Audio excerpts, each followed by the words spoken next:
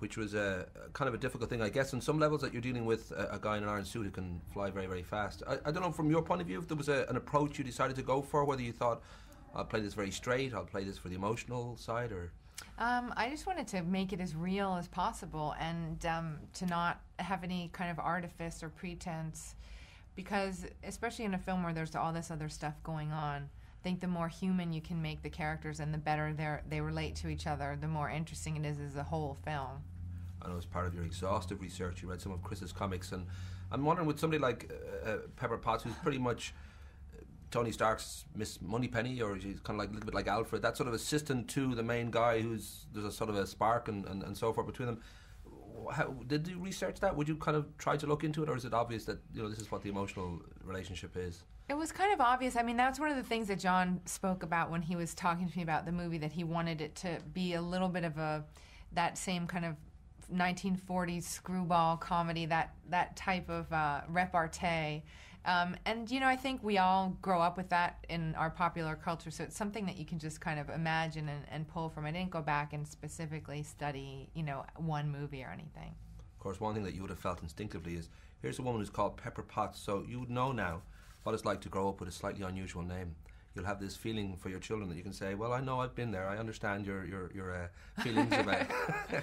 Well, also, in America, Gwyneth is about the strangest name that you can have, so, I'm familiar with that.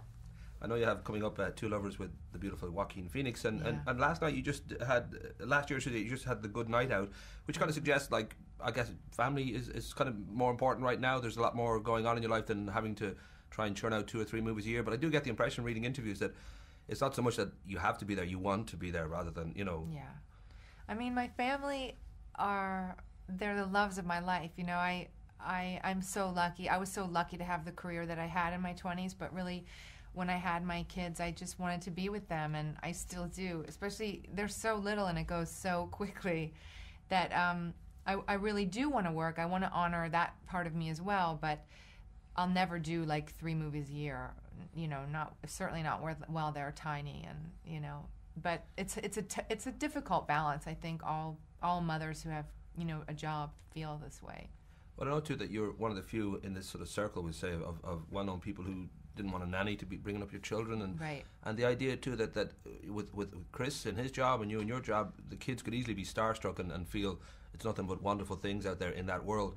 Whereas someone like Jeff Bridges just doesn't want his kids kind of stepping into that. He feels it's their choice later on in life. Right. I don't know. I'm guessing you probably feel the same way, because your whole family are kind of connected, and just knowing that the nonsense that comes with it now, especially, must be something you think I'd rather they didn't think about this for a while. Well, the good thing about growing up in it is it's at least partially demystified. You're not kind of going to Hollywood to reinvent yourself and be somebody that you weren't born to be.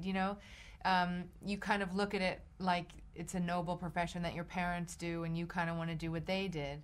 If my children wanted to go into it, when they were adults, I would fully support them. But definitely not when they're little. No way.